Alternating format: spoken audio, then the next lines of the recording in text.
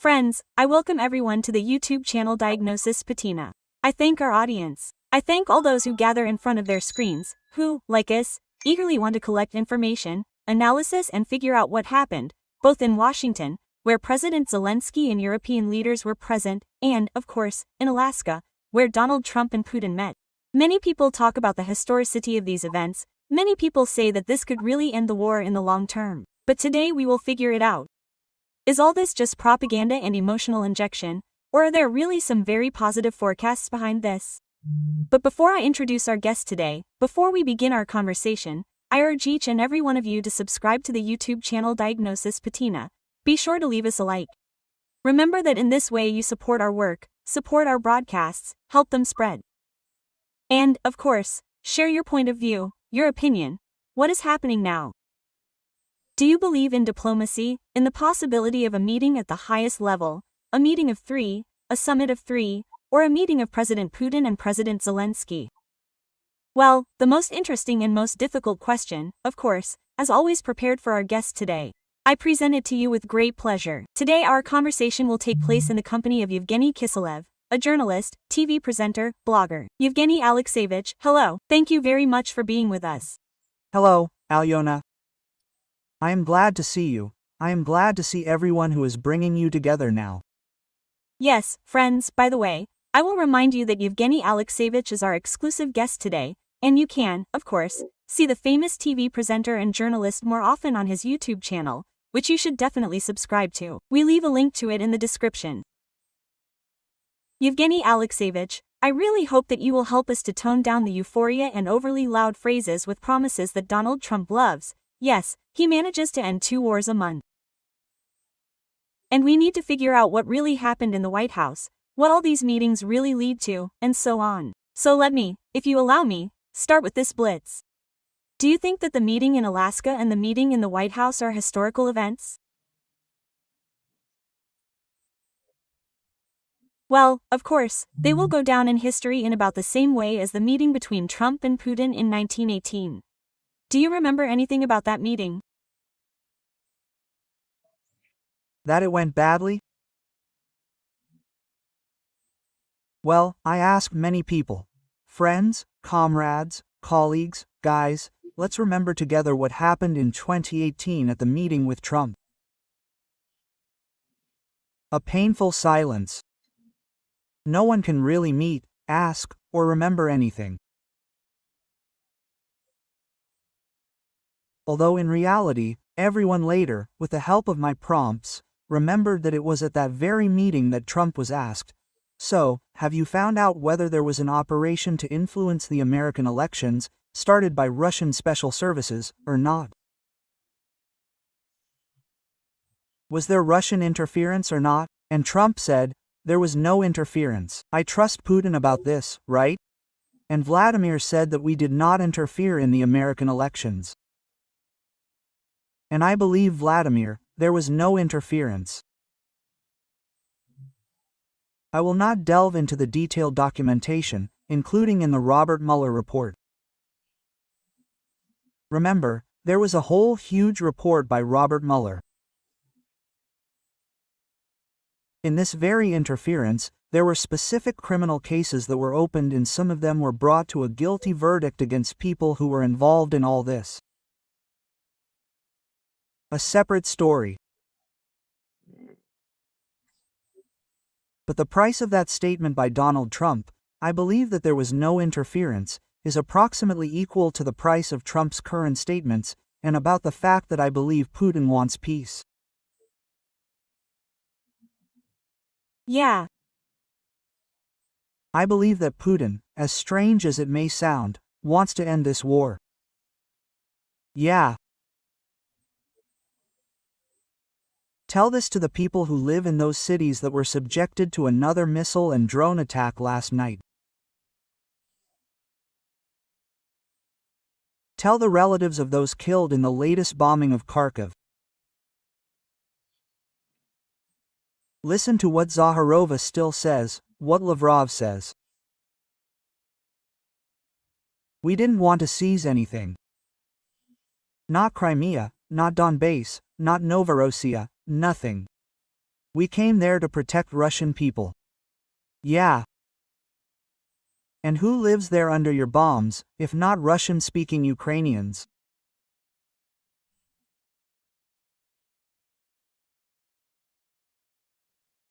In Donbass, in Kharkiv, in Odessa, where everyone is now quoting the wonderful statement of the president of Finland Stuba, who said that in 1944 we managed to achieve a just peace and now we will achieve it.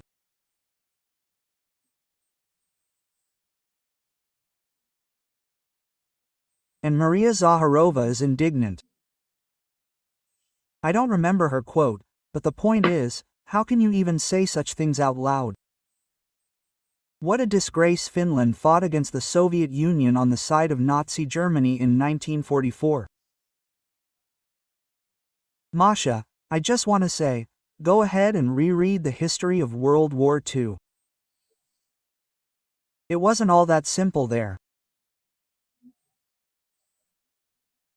Finland took part in the war against the Soviet Union, including because a year before the war it was forced to sign a difficult, humiliating peace with the Soviet Union, which attacked it in 1939. That's what the Winter War is all about.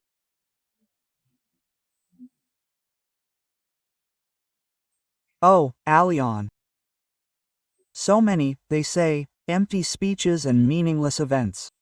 You know, Alexeyevich, yesterday was, in fact, very strange, when we saw, especially these statements. It was not a round table, but rather a rectangular one, but nevertheless I saw euphoria. The euphoria of Donald Trump, President Zelensky, who also very, well, so kindly perceived everything that was happening. And you and I know that when he doesn't like something, he is categorical. Urslav Afin Anderline, Mark Ryuta. Well, there really was a feeling that they knew some truth, some ending, and everything was already predetermined. But you and I have witnessed many, many empty statements, but before this, everyone was worried that there would be a so-called Munich.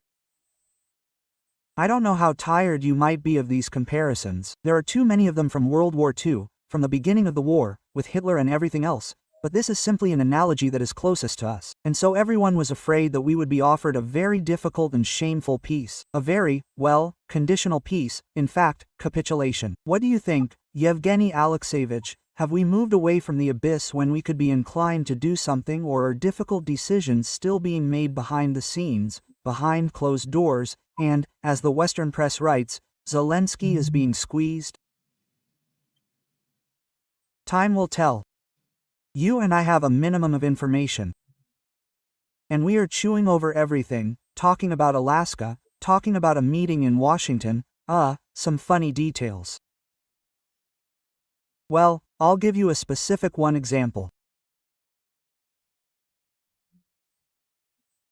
In a rare photograph, the leaders of European countries are sitting on chairs, just like patients waiting to see a doctor at some district clinic. Yes. Well, it immediately becomes clear that this is a fake, that this is a photoshopped image made with the help of artificial intelligence, but some profound comments are already appearing about how this photograph testifies to the real balance of power between Europe and America, how this photograph reflects the humiliated and dependent position of the leaders of the European Union, who, came humiliated on their knees, to ask Trump for something so that he would not offend Zelensky, he did not put much pressure on him.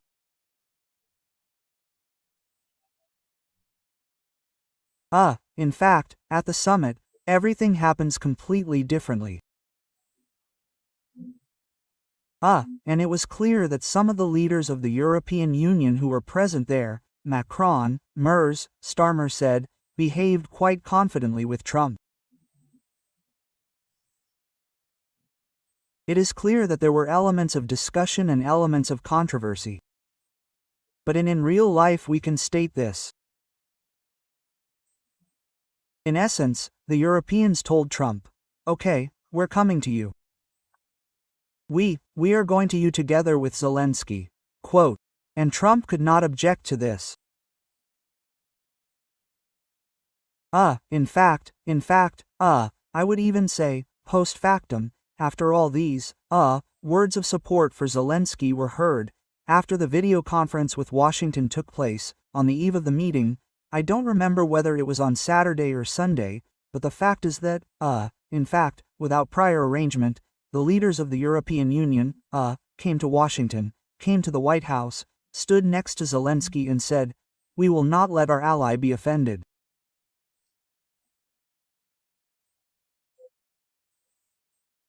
At the same time, we understand perfectly well that each country of the European Union, each NATO member country has its own difficult relations with Washington. Some leaders have strained relations with Trump. Trump is said to have a very positive attitude towards some. They say that he likes Starmer. They say that, George Maloney evokes exclusively positive emotions in him. They say that he loves President Stubov and Finnish, that he likes him, but at the same time for some reason, Trump didn't notice him, and started looking for him among those present. When he finally found him, he started joking about how he, had changed, how good he looked. Well, this is all, the icing on the cake, right? Well, what do we know about the meeting, the real meeting that took place behind closed doors in the absence of journalists between Trump and the Ukrainian president? Well, we can guess something about the map. Right? Here they were studying the map.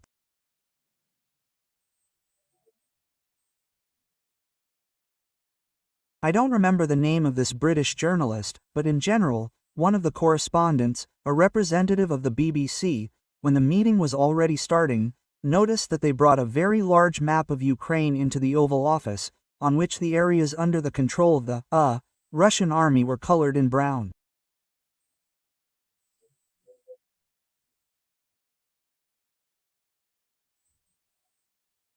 And then the conversation started, then the statement of the British journalist, as if he was a participant in the negotiations, as if nothing depended on him. As if something depended on him. They had already become replicated by other telegram channels, other media, and almost as the ultimate truth. Now, with the help of this map, Trump will convince Zelensky to give up some territories. Now Trump will tell him that he has bad cards in his hands, that everything, Ukraine is losing the war, Ukraine is doomed. For example, I said, listen, I am not at all sure that Volodymyr Zelensky will not be able to use this map for a completely different purpose. He can come up to this map and say, Donald, look how big the country of Ukraine is. Do you even know that Ukraine is the largest country in Europe by territory? And look, only a narrow edge of this country, this territory is temporarily under the control of Russian aggressors. And please pay attention, this map does not show what part of the territory of Donbass they took under control with the hands of their proxies during the previous stage of the war.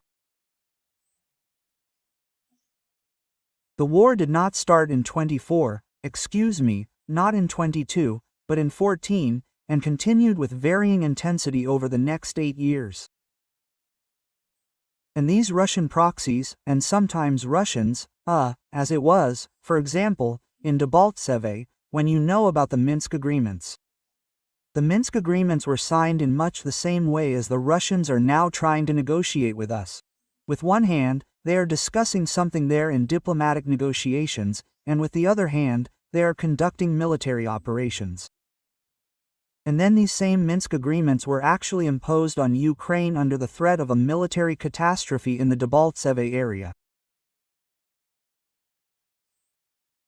And since then the war has been going on, there have been 19 attempts to establish a truce, there have been 19 attempts to cease fire. Do you know how long the longest ceasefire lasted? Only 40 minutes. This is a historical fact. And so it was violated all the time. And, by the way, Observers were introduced, representatives of the OSCE, who could do nothing about it. They tried to control the implementation of various points of the peace agreements, the so-called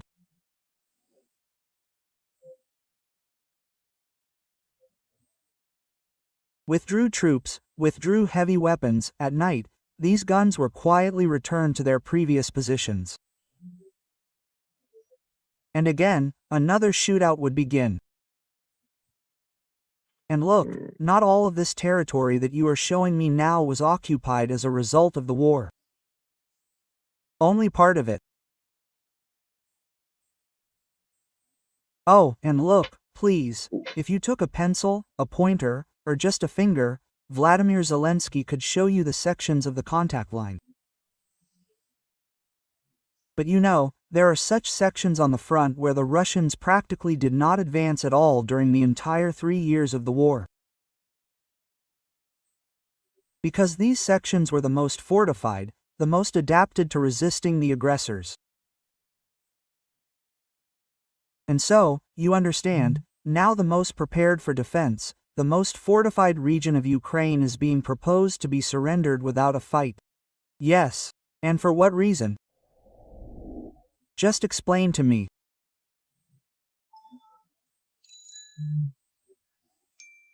You talked to Putin, because he probably presented you with some arguments as to why, in fact, we should give up these 30% of the territory of Donbass, because he declared Donbass part of the Russian Federation.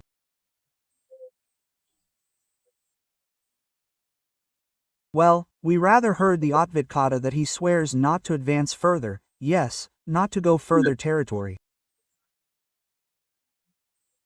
Putin's words that he promises something, that he swears something.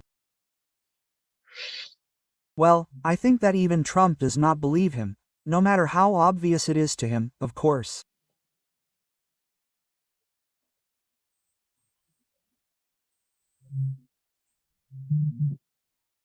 Look, if you look at what we have in the bottom line, in the messages, well, I'm not talking about Telegram channels or some online media outlets that are trying, well, let's say, to maintain such a strict information style of presenting news.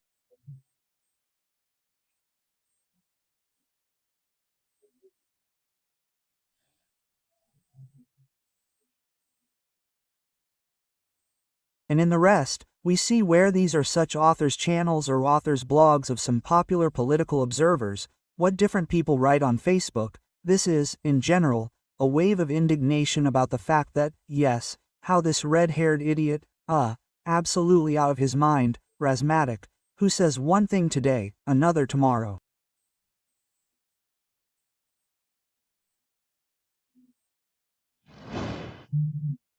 Allowed himself to roll out the red carpet for this a bloodsucker, a war criminal, a dictator and generally the most vile person, Vladimir Putin.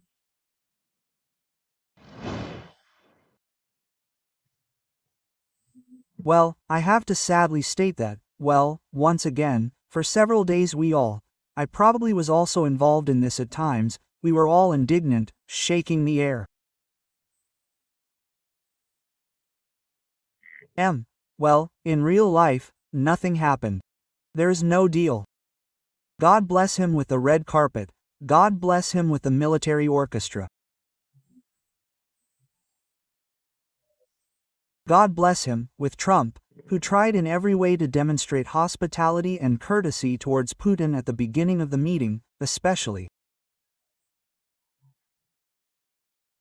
But in the end, what happened? Trump turned around and left. There was no deal. All sorts of other pleasantries, we leave out. That's the gist of what happened in Alaska. They didn't agree on anything, there's no deal. They didn't feed Putin lunch. They didn't ceremoniously escort him to the plane, there was no ceremonial send-off. They said, apparently, at some point, Vladimir Vladimirovich, the President of the United States asks you to leave the territory of the United States of America. And I wanted to lay some flowers at the graves of Soviet pilots. You have a cemetery here. I was promised that. Okay, please, here are 15 more minutes. Please, flowers on the plane and go home. Yes, let's say that the plane was also refueled for cash, because there are sanctions and no exceptions were made. Oh, well, we can also tell you about the mirror cards, with which journalists and other people who arrived to cover the summit ran to go shopping. Here, but the shopping was a failure, because they were amazed to find out that, it turns out, mirror cards do not work in America. Well, I understand, Evgeny Alexeyevich, it seems to you that this is petty and insignificant, because we are talking about global things. This is true, but you remember that Ukrainian journalists, we are also engaged in anti-propaganda. And so each once, when the Russians are trying to show that the flight to Alaska is a big victory, Trump accepted this as a victory. Here we are under sanctions, and we need to ground them, bring them back and say, no, wait, friends, everything was different. You were sent there not to a banquet, not to have fun and go shopping, but on business. You did not say, yes, you did not agree to anything, you were really asked to go back, because otherwise it will turn out that only the Russians convey this atmosphere of the Alaskan events, and, therefore, they are like all the D'Artagnans in everything. No, not D'Artagnans. No, in this sense, of course, I am ready to agree with you. We bring some benefit when we ironically laugh at the various circumstances of this meeting.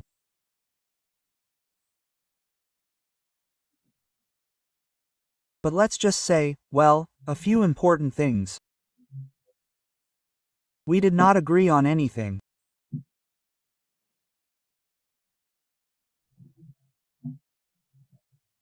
Well, since Trump really did roll out the red carpet, really did show some minimal honors there, gave Putin a ride in his limousine somewhere, supported him by the elbow, didn't call him a made-up earthworm, didn't give him a verbal dressing down, saying, Vladimir, you're a criminal, right?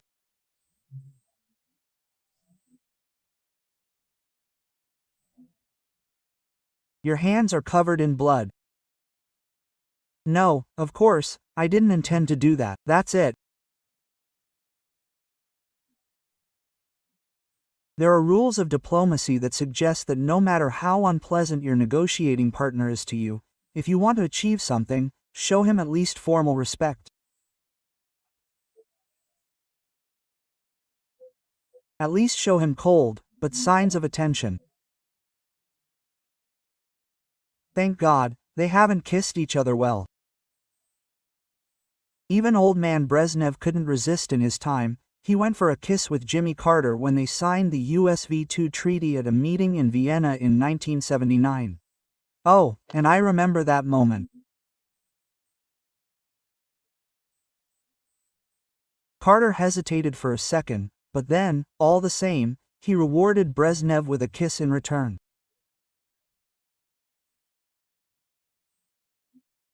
But, you see, after that kiss in Venago, the Afghan War began. The United States imposed sanctions against the Soviet Union.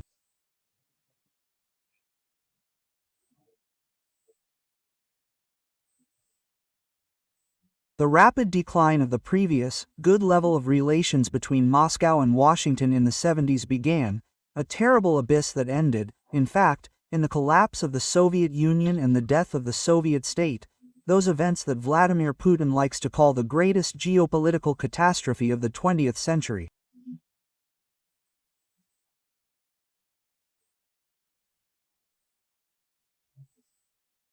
And I can say to this that for me personally and for many other people it was a great holiday when the Soviet Union fell apart.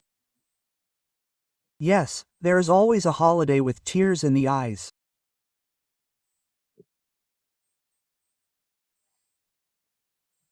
And, of course, the collapse of the Soviet Union was accompanied, let's be honest, by human dramas, even tragedies at times, but I was still happy for the Ukrainians, for the Estonians, for the Lithuanians, for the Latvians, for the Armenians, the Georgians, the Azerbaijanis, who gained national independence, and I was happy for the Kazakhs, and for the people of other countries, which we then called Central Asia, now we call Central Asia.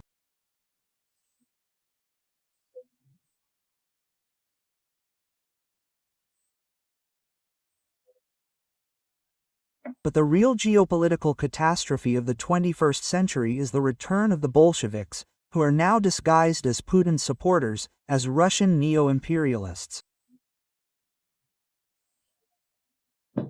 That's the tragedy. The 21st century is absolutely geopolitical, and that's Putin's regimes of power. And it seems to me that little by little the West is beginning to understand this. They are beginning to understand that, the Putin regime, and Putin himself, is an infernal evil, that needs to be put an end to.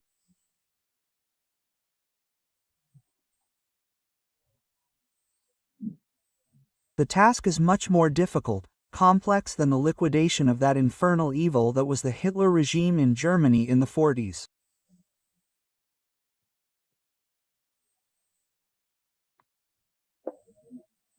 You can't start a new war. But we live in the age of digital technologies. We live in the age of scientific and technological progress, in the age of digital communications. I think that it is possible to find ways to set the goal of the foreign policy of the Western countries to eliminate the Putin regime, thereby ensuring lasting peace in Europe and on the planet.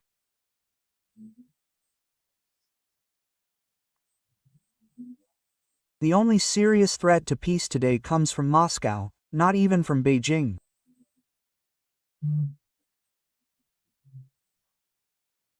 Because the Chinese are pragmatists, and the Chinese first of all think about trade with the West, about continuing to develop their industry, their economy.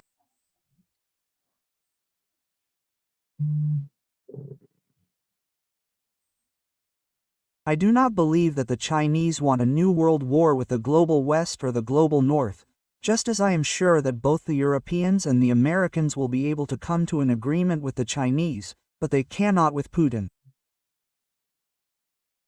Perhaps the Chinese will simply help at some point. I don't know. But what do we have now as a bottom line?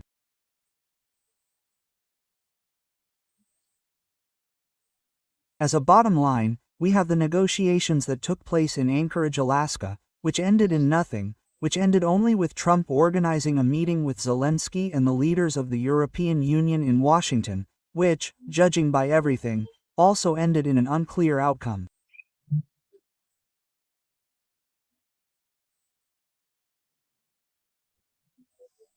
Well, there are at least some specific things that are being loudly discussed now.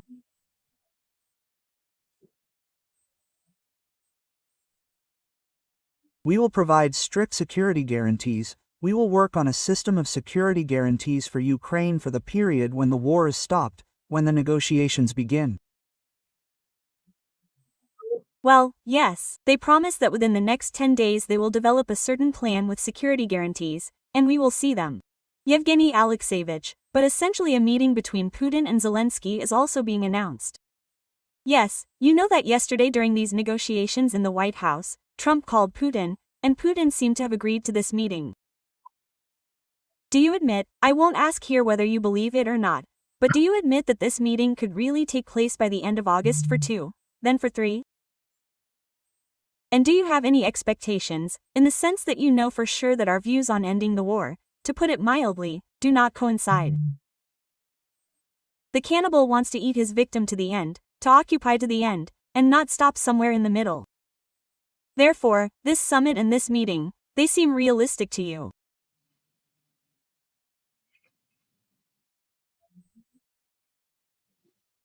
I am ready to admit that Vladimir Zelensky and Vladimir Putin will fly, say, to Geneva, and their personal meeting will take place in Geneva. It is quite possible that they will not shake hands.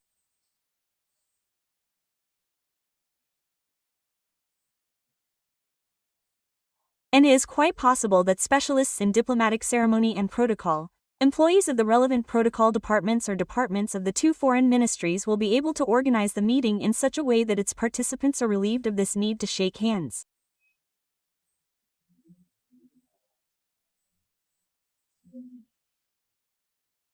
Well, let's imagine a large hall with a large table for negotiations. And at some point, the delegation comes from both sides to this big table.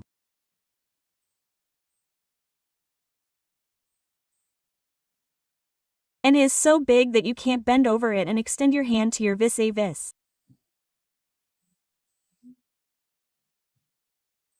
They will think of something. They will talk about something, stand and disperse, come out to the journalists, each one separately saying, "We couldn't reach an agreement. Our positions are too far apart." I don't see any other scenario yet.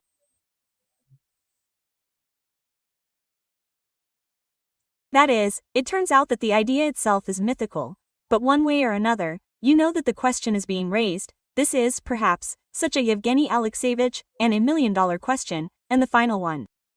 One way or another, they are going to spin the topic of territorial concessions, given that the country that was attacked must concede, the country that bears and pays the highest price for this war. And, apparently, they have moved away a little and abandoned the idea of a fair peace.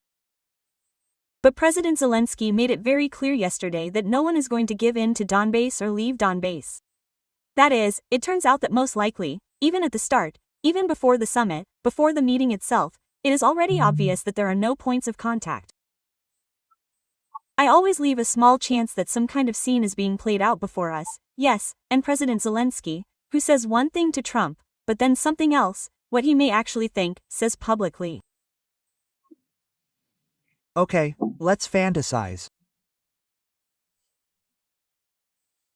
After all, you and I are not government officials, not professional employees on the staff of the Ministry of Foreign Affairs, and not even employees of state media, but, if you like, irresponsible video bloggers, who, if you ask them, are responsible, very responsible.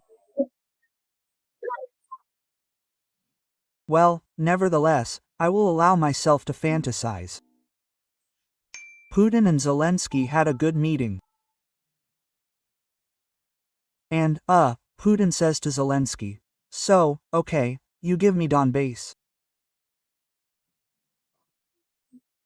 And only then will we start talking about everything else." You understand what Zelensky might say to, "Okay, fine, but how do you imagine this, Volodya? Here, I'm giving you Donbass. Describe to me how this will look. The first day, the second day. Tell me point by point, do you have a plan? I'm giving up Donbass, and you're taking it back from me.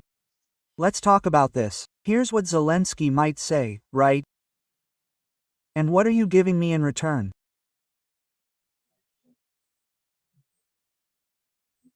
Do you want me to give you 30% of my territory in exchange for you promising to start negotiations on the fate of other territories?"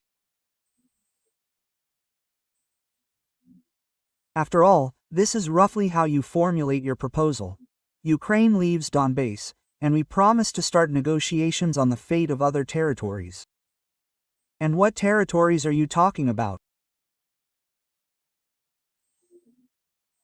About this summer cottage village in the Dnipropetrovsk region, which you temporarily captured. Okay, let's listen. Come on, is this a serious conversation? Yes, about several thousand square kilometers in the Sumy region and in the Kharkov region, but this is an unequal exchange. I'm not even talking about the fact that you are suggesting that we exchange ours for yours. Well, go ahead and cede us some territory. I don't know, we also have territorial claims to certain parts of the Russian Federation. In fact, historically, Kuban is ours. Have you heard that the Kuban Cossack army arose after Catherine resettled the Zaporozhian Cossacks there, to Kuban? Have you never been there? Have you not noticed that people speak a dialect of the Ukrainian language there, in the villages, in Kuban? And the same thing happens in Stavropol, yes, and part of today's Rostov region was once part of Ukraine. Well, let's at least talk about some kind of equal exchange and then, Okay, fine, let's say we leave this territory, that you are talking about in the Donetsk region. Okay. We need a year for this. We need a year for this. And we need investments and your reparations for this. You destroyed cities and villages in our Donetsk region for billions of dollars. So pay this money, please, and we will use this money to build new cities, where we will resettle the current residents of this part of the Donetsk region that you want to occupy. After Bucha, after Irpin, after Borodyanka, they will not stay there. They know perfectly well what your thugs will do to them when they enter there. Let's discuss, in the end, how this will happen, what kind of regime. There, they probably need observers who will monitor how we leave and you come, some kind of demarcation, some kind of neutral military police units. Do you want to propose a Belarusian or the Chinese for this role? We will immediately agree on this. We are absolutely not ready to talk seriously. So give us, please, and I will talk to the Europeans about this, that we need billions of investments for that, to essentially move part of the country from the right bank of the Dnieper to the left bank of the Dnieper to the right. We need to build cities for civilians, infrastructure. We need, in the end, and this is the main thing, to build new defensive structures where the new line of combat contact will be.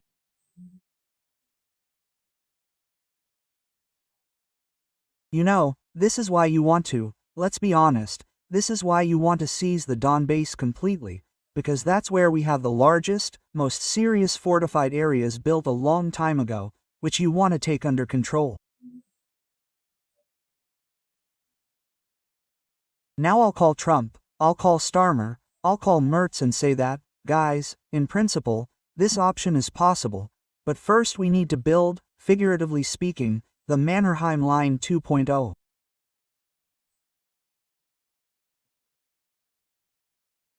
There on the border of the Dnieper, more precisely the Dnipropetrovsk and Donetsk regions, so that you don't go any further. This is a guarantee of security. This is our army, armed with modern weapons, which will supply and planes, and tanks, and long-range missiles. And we are already talking about this.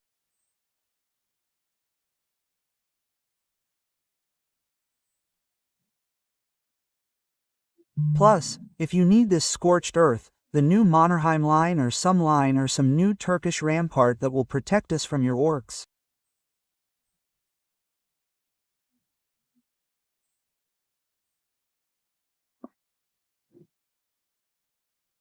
Well, listen, I can say this, these are all my irresponsible fantasies. I think that it will not come to these conversations, but, in principle, I am absolutely sure that it would be possible to make a very beautiful diplomatic move. Yeah. And, perhaps, it will still be made. In which it will simply be demonstrated that the exchange of territories, the withdrawal of Ukraine from some territory, I don't know, they're in Donbass, not in Donbass, maybe somewhere else. This is in fact a multi-stage expensive operation that will cost America and Europe a pretty penny, which cannot be carried out at once.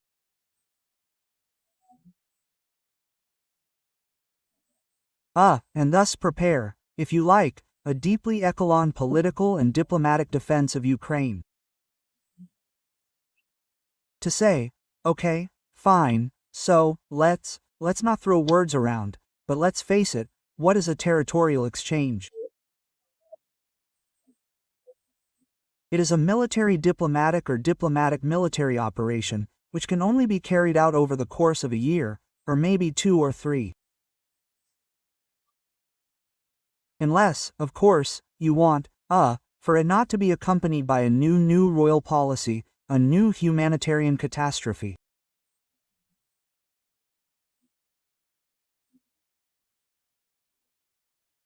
Let's not forget that in that area, there are still living cities in which a huge number of Ukrainian citizens live, many of whom, under any shelling, under any bombing, under any threats, have not given up on living on their native land.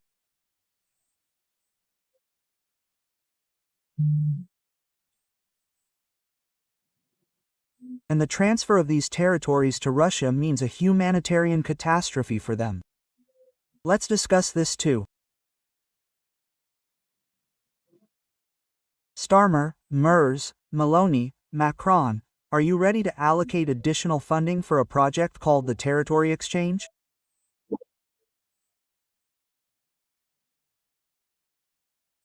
In general, I believe that not only military, but also political and diplomatic resources in Ukraine in this area are enormous. And I am sure that sooner or later they will be used. And it will turn out that in fact the exchange of territories is just a Russian propaganda gimmick that will fall apart when it crashes into the realities on the ground.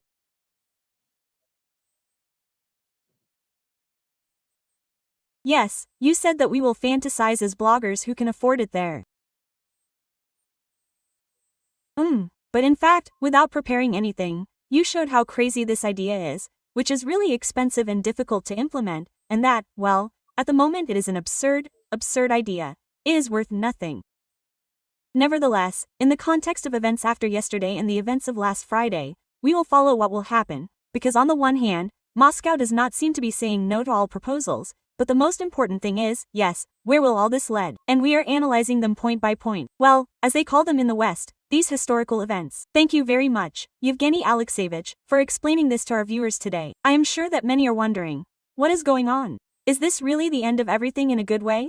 And it seems to me that today you, cleverly made it clear with your arguments that we are still in the middle of this story. Thank you very much for accepting our invitation today. Thank you, Elena. And now I am addressing your viewers who are not yet subscribed to my channel. Please subscribe, you will not regret it.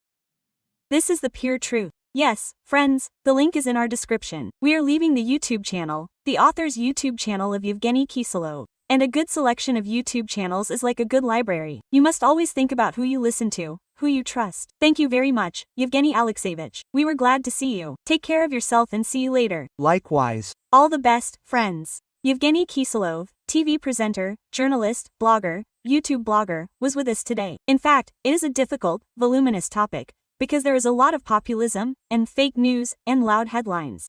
But we are here to try to figure out what is really going on. It is always very interesting to peek through the keyhole, to eavesdrop on what was actually discussed in the Oval Office and elsewhere, but we are collecting all the necessary information bit by bit. At the same time, I again and again call on all our viewers, of course, to write in the comments what you trust, what you expect and how you think we are approaching.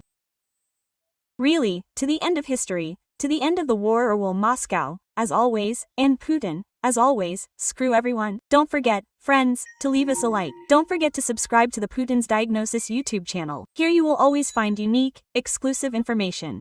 And thank you very much for being with us today.